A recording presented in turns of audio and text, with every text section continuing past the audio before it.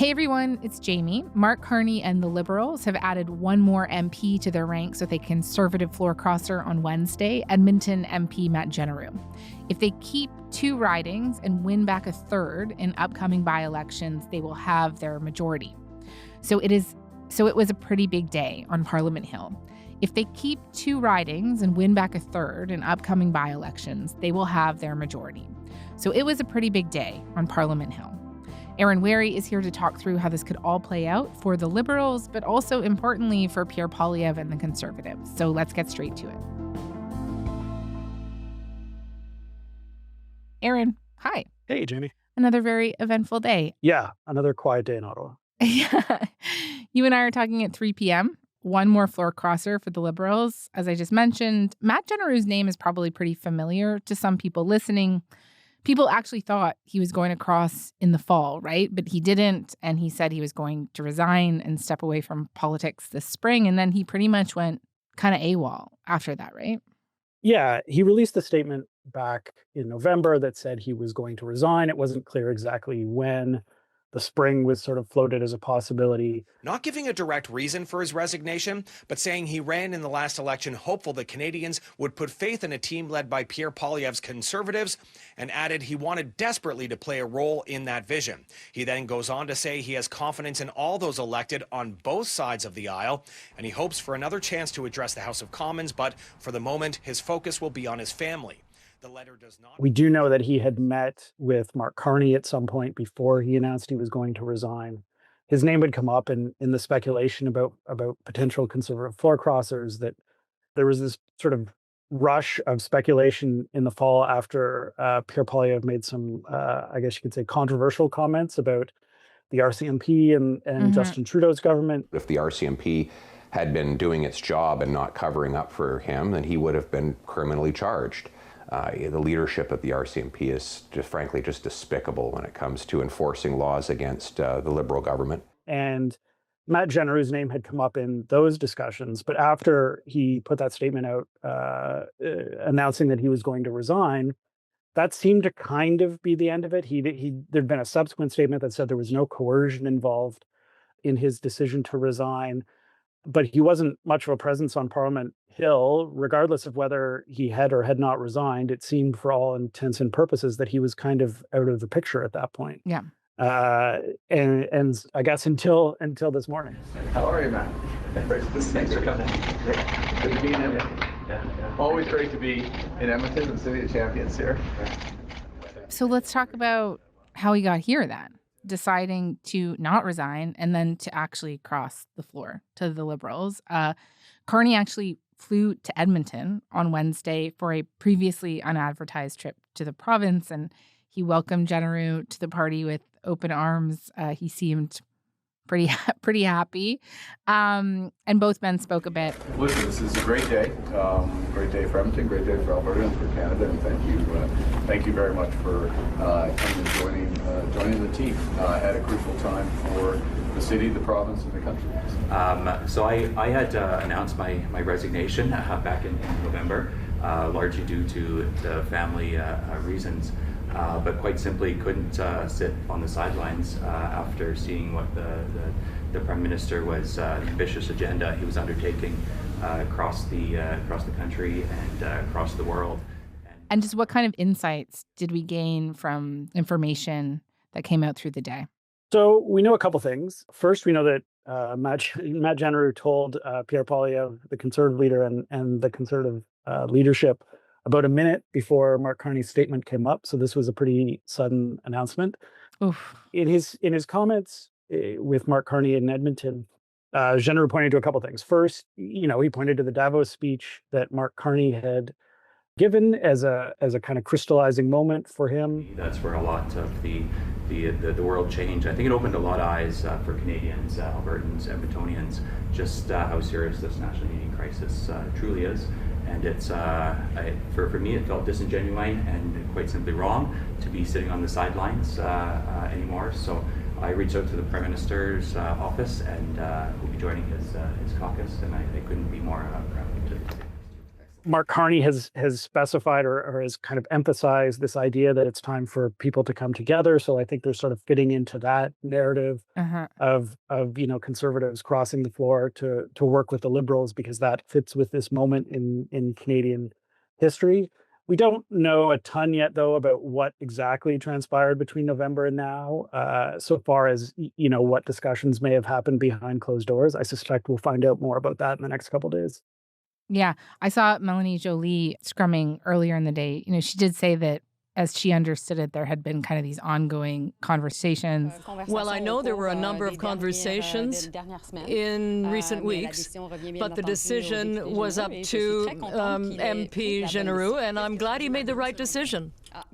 Généreux actually mentioned that he reached out to them, right? Kind of after the Davos speech, which I thought was kind of an interesting tidbit. And we'll get to Poilievre more in a bit, but I felt like maybe it's worth noting here. Généreux also released a statement this morning, and just when I was parsing through it, it did strike me that he didn't take any kind of direct swipes at Poilievre, right? It was really much like his comments during the presser, all about, why he wanted to go to the Liberals. And that's not what we heard really from Nova Scotia MP Chris d'Entremont, who crossed the floor to the Liberals in the fall. He talked about essentially how he didn't like Poilievre's negative approach to politics. Yeah, d'Entremont was quite strong on that, particularly in subsequent interviews, talking about... Quite honestly, a lot of times I felt it was a part of a frat house rather than a serious political party. It wasn't about keeping government to account. It wasn't about trying to do the best for your constituents. It was about tearing down.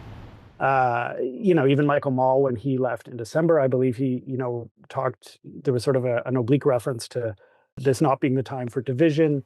Instead of deepening division of the country, I believe that we are better served when we are with the governing party to be able to help voice our decisions and support the constituents in a much better fashion. So it is interesting that Matt Généreux didn't make a kind of explicit statement about Pierre Poilievre.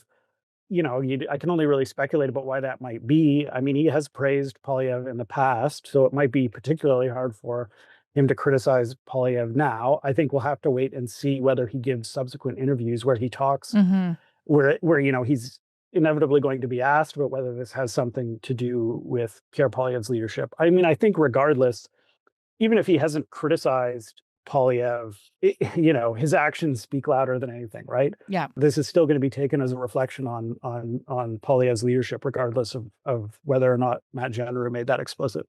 Généreux was given the post of a special advisor on economic and security partnerships. Not a cabinet position, but certainly some extra responsibilities. What did you make of that? I mean, I think it's, an interesting addition to what's happened here. We'll see what it, turns into exactly. I think if you're Mark Carney and you're mindful of national unity and you don't have a ton of Alberta MPs, giving one some extra responsibility, some extra prominence probably doesn't hurt. But we'll see sort of what it amounts to in terms of, substance, I guess, kind of in the weeks and months to come.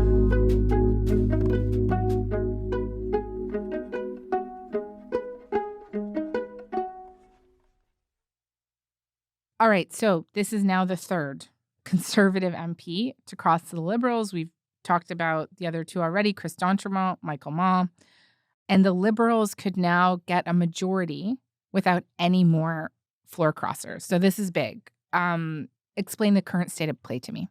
Yeah, sure. So this, there is math involved. It's a bit complicated. At this moment, the Liberals have 169 MPs, and there are 171 opposition MPs. The sharp minds in our audience will note that that only adds up to 340. And that's because there are 3 vacancies currently in the House of Commons. One is a seat, University of Rosedale in downtown Toronto, that previously belonged to Chrystia Freeland. Freeland posted a statement on social media just now. Today, I've written to the Speaker to confirm that I will vacate my seat effective this Friday, January 9th. One of the roles I will be taking on is as an unpaid advisor. on economic issues to the president of Ukraine. This is a volunteer position. And the second is Scarborough Southwest, that previously belonged to Bill Blair. A longtime Liberal MP and cabinet minister is leaving the House of Commons and moving to London. Bill Blair has been appointed to be the next High Commissioner to the UK, replacing Ralph Goodale. Blair's departure will trigger another... And then there is the curious case of Terrebonne, a riding near Montreal in Quebec. The first two ridings, University Rosedale and Scarborough Southwest, you would expect the Liberals to win those two ridings pretty easily. They've been safe Liberal seats for a long time. Mm-hmm. So you can sort of add them to the Liberal total whenever those by-elections get called. That would bring it to 171 to 171. Then that brings us to Terrebonne. That riding is vacant because just last week, the Supreme Court essentially annulled the result in that election because after all the ballots were counted, it was determined that the Liberal candidate there had won by a single vote in last year's election.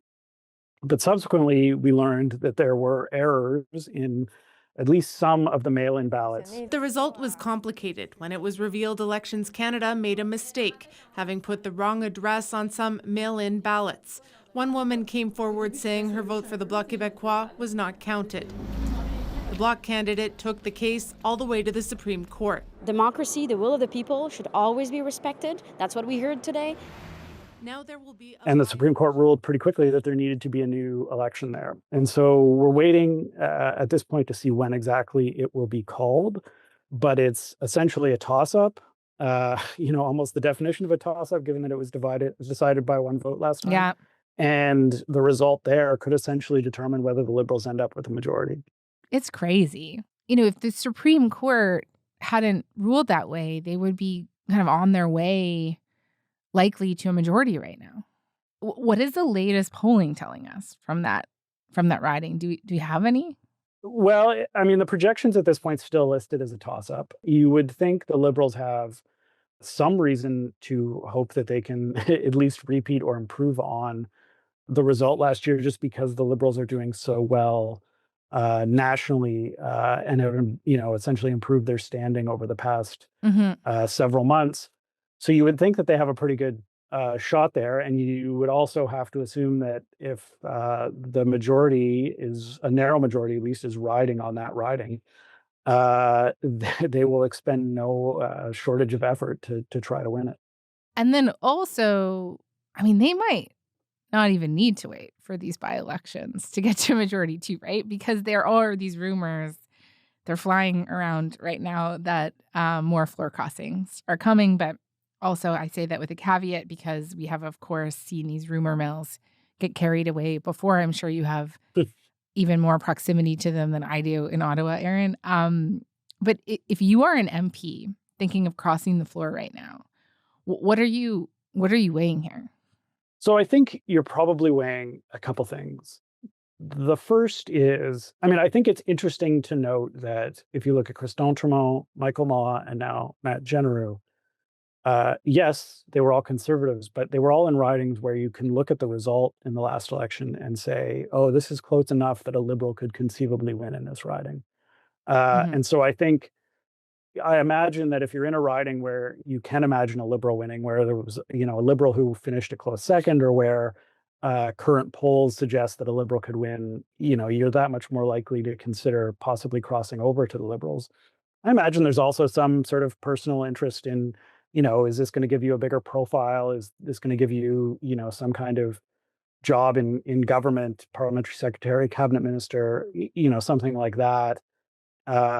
You may have some leverage at this point. If the Liberals are this close to a majority, they may be that much more interested in trying to persuade you to cross the aisle.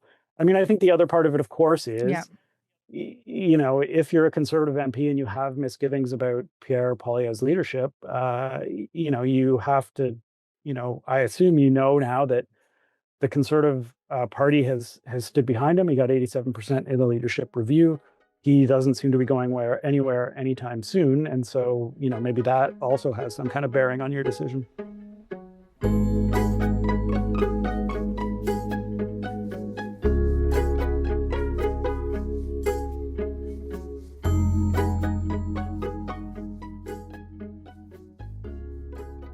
This is obviously very bad news for him, right? Like, I know he had a good week the other week with the 87.4%, but I mean, this is not good. 3 MPs leaving your party. No, it's not good. Yeah. It's hard to know if there's a tipping point out there where things really start to move against him. I mean, I think his position gets more precarious with each person who leaves. I mean, you have to note that lots of Conservative MPs went out on social media today and condemned what Matt Genereux did. And from the outside, I can imagine that, a defection like this could serve to sort of galvanize the remaining MPs behind Poilievre, at least in the short term. But yeah, his position becomes just a bit more difficult each time an MP leaves because it raises all the questions and doubts. It creates all sorts of bad headlines. You start to wonder whether this will have any impact on or further impact on the Conservative Party's polling numbers overall. And it gets the Liberals that much closer to a majority. And if the Liberals have a majority, then you're suddenly looking at, a Carney government being in place with, not quite a free hand, but a pretty strong hand to implement its agenda. Mm-hmm. And it just changes the horizon on everything. So I do think if you're a Conservative MP, you look at the 87% and say, well, at the very least, the leadership review isn't going to be the thing that triggers a leadership change. And it's not nothing that 87% of members support Pierre Poilievre. And so, yes, his position is not super rock solid, but it also doesn't look like he's going to be changed. It doesn't look like the Conservative Party is going to make a change in leadership next week. To lose 3, I mean, floor crossing isn't new, right? Leona Alslev in 2018 went from the Liberals to the Conservatives. Belinda Stronach in 2005 very dramatically crossed to the Liberals and ended her relationship with Peter MacKay in the process. You were with Ms. Stronach just prior to her meeting with the Prime Minister. Tell me about that time. Well, as I said, I just didn't see it coming. I spent a lot of time with her and her children over the last number of months, and so it hurts. Have we ever seen this many in a matter of months? Is there a historical precedent here? I don't think there is a very good historical precedent for this. I mean, there have definitely been sort of multiple defections at a time, cabinet ministers leaving governments. Stockwell Day was the leader of the Canadian Alliance, and a whole chunk of that party sort of broke off. That was 2 decades ago. But there's never been, I don't know that there's ever been a situation like this where you've got, almost this steady drip of defections and a situation where the governing party is this close to a majority. And for Poilievre, it's, this is maybe obvious, but like losing 1, okay, maybe that happens. Losing 2, okay, that starts to look not so great. Mm-hmm. Each time another one leaves, I think it just compounds that idea. And in addition to the sort of parliamentary numbers and whatever it might mean for the caucus internally, I also wonder what it says, like whether the public registers that as a big problem and how much it weakens his hand going forward. In a statement today, Poilievre, he said that Genereux had betrayed the people of Edmonton Riverbend, and then he also said that Mark Carney is trying to seize a costly Liberal majority government that Canadians voted against in the last election through dirty backroom deals. Former Alberta Premier Jason Kenney also expanded on this argument. In a post, he said that a Liberal has never been elected in Edmonton Riverbend Genereux's riding, and that this runs against the clear direction of his constituents. And I wonder, could this be a problem in the other direction, right? Like, do you think that messaging will resonate with Canadians? I think Canadians in general take a somewhat dim view of floor crossers, although I think it depends on whether the person crossing the floor has benefited or hurt the party they voted for. And I think there is probably some risk to the Liberals of looking too cynical or too manipulative, or that they've done something kind of underhanded somehow if they get to a majority and it involves floor crossers. Because Carney's story, I don't want to interrupt you, but like Carney's whole brand is that he's not a political animal. You know what I mean? Yeah, I think he's showing himself to be somewhat of a political animal. I do think there is a risk. I don't know that it necessarily outweighs the potential benefits to the government. And I think if you're the government, you're probably saying it's worth the risk. But I do think there is, you probably don't want to look too triumphant about it. You probably don't want to look too gleeful as people cross the floor. Part of the problem for people, politicians who complain about floor crossing is realistically, no one's hands are clean here, right? Like, Jason Kenney saying, oh, I don't know about this could feel cynicism. It's like, okay, but Jason Kenney was there in 2006 when David Emerson from the Liberals crossed the floor and became a cabinet minister in Stephen Harper's government. And the NDP at the time said, oh, we need to ban floor crossing. Let's, bring in a law that says you can't do that. And Stephen Harper stood up in the House and said, Mr. Speaker, as I've said before, I believe members of Parliament should have that freedom to be accountable to their constituents for their decisions at the next election. But I will say this, Mr. Speaker, in my observation, the only parties that really have this as an obsession are the parties that no one ever crosses to.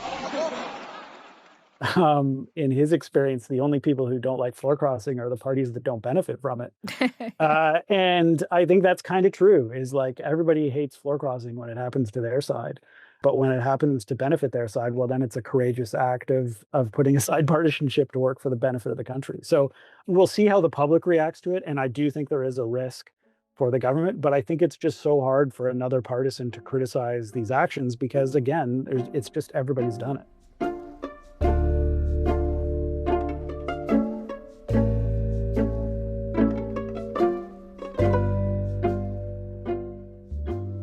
Okay, I take your point that Poilievre just won by a lot during his leadership review.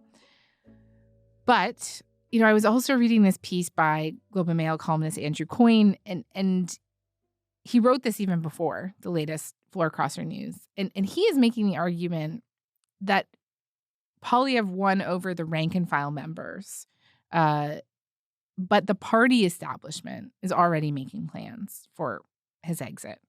And he puts this recent trip to Washington by Conservative MP Jamil Jivani up as an example of how Jivani is positioning himself as the next leader of the MAGA wing of the party. Jivani, for people listening, has been framing Canadians' reaction to Trump's attacks on the country as like a hissy fit. We are shooting ourselves in the foot if we continue this anti-America, hissy fit. And this is the kind of reason I'm trying to talk into our government and some of the liberals. Which is also a lot like how the Trump administration is framing it. And do you agree with Coyne there? Is this what you think is ultimately happening right now? They're starting to make moves. I don't know that we're already into the end game stage of things. I do think it exposes a certain friction in the way we've built things, right? Like, Pierre Poilievre has won the support of the membership, but there is also a parliamentary caucus. And then there is also sort of, I guess you could call them conservative elites, right? Like strategists and people who work in the party or have worked in governments and so on. And none of them are necessarily beholden to the others, right? Caucus may take note of a membership vote and may say, oh, well, that shows that the people who vote for us, the people who support this party are behind Pierre Poilievre, but that doesn't necessarily bind the caucus to support Pierre Poilievre. I do think on Jamil Jivani in particular, it's interesting that he is making a lot of effort, it seems, to raise his own profile. I don't know whether that amounts to a leadership challenge at this point, but I do think, as we've seen, it does potentially raise problems for Poilievre because Jivani may go and do things or say things that Pierre Poilievre doesn't agree with and that he ends up having to disavow. And I think, whether or not it's leading to a full sort of schism in the party or a real leadership challenge, it adds to the things that Pierre Poilievre, if he is going to somehow hang on, ends up having to navigate. Right. I mean, it's already a big problem for him, right? Like, he had to distance himself from Giovanni. I think on Tuesday he had to say that. Well, he speaks for himself, and I speak for the party. Do you think Thank you. And I saw Melanie Joly also kind of lean into this today too. That Pierre Poilievre has to explain why his MP, Giovanni, went to Washington to basically say that the Trump tariffs were justified. So clearly he's not capable to control his caucus or to defend Canada's interests. This does not sound like it's going away for him. Yeah, 24 hours ago, we would have said the big problem for Pierre Poilievre this week is that Jamil Giovanni went to Washington, had these meetings, and then came back and criticized Canadians. Yeah.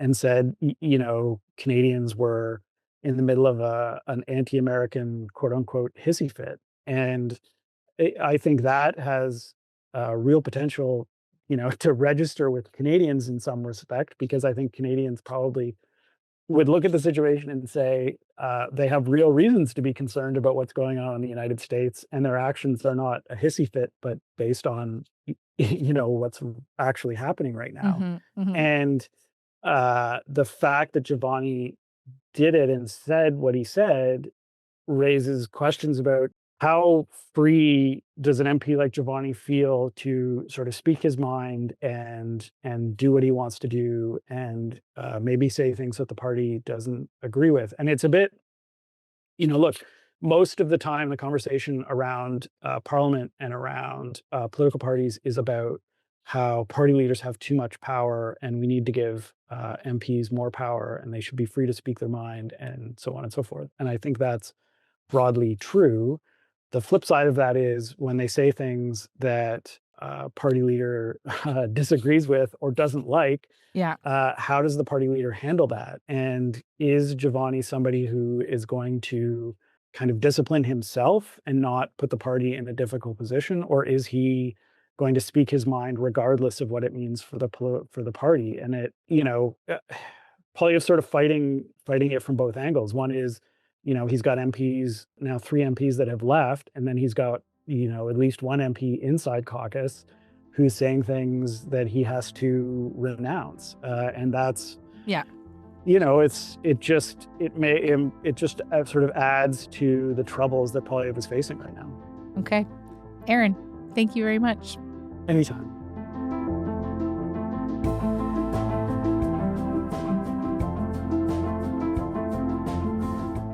All right, that's all for today. I'm Jamie Poisson. Thanks so much for listening. Talk to you tomorrow.